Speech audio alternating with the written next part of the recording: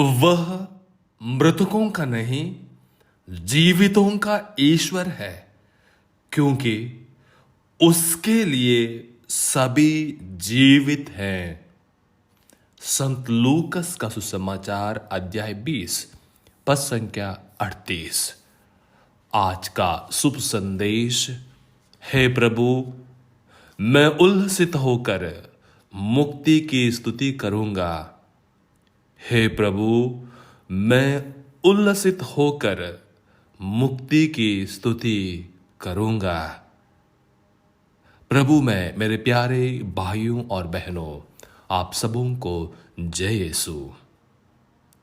आज का सुसमाचार में कुछ साधु की आकर प्रभु से प्रश्न पूछते हैं, मृत्युपरांत पुनरुत्थान में क्या होता है? क्या मृतकों के बाद पुनरुत्थान है? क्योंकि वो प्रभु यीशु के विश्वास के परख कर रहे थे, उनको नष्ट करने के लिए कोशिश कर रहे थे। लोगों के लिए भविष्य की महिमा कल्पना उनके क्षमता से सीमित थे।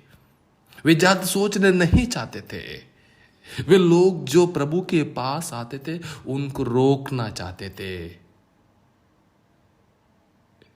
इसलिए वे मूसा के पुस्तकों के प्रति अपनी प्रतिबद्धता को दिखाते हैं, लेकिन जो प्रतिबद्धता परमेश्वर की ओर लोगों की है, उनको कम करने के लिए साधु की फारसी कोशिश करते हैं। वे उनको प्रभु से दूर रखने के लिए कोशिश करते हैं, प्रभु यीशु की परीक्षा लेने के लिए कोशिश करते हैं। भूल जाते हैं कि ईश्वर उद्धार करता है, रक्षक है, मुक्तिदाता है और वो कभी अपने लोगों को नहीं छोड़ता। इसलिए प्रभु उनको स्पष्ट रूप से कहते हैं, वो ईश्वर मृतकों का नहीं, जीवितों का ईश्वर है। उनके लिए सभी जीवित है। संत पौलुस कहते हैं, मेरे प्यारे विश्वासियों, हम ईसाइयों के लिए मृत्यु अंत नहीं है, लेकिन एक नया जीवन की शुरुआत। क्योंकि हम प्रभु से एक हो जाते हैं, अपनी आत्मा प्रभु की आत्मा से जुड़ जाती है। इसलिए वो आत्मा के लिए हम मिस्र बलिदान के दौरान प्रार्थना करते हैं। किसी इंसान के लिए नहीं, मृत्यु के बाद उनके शरीर के लिए नहीं।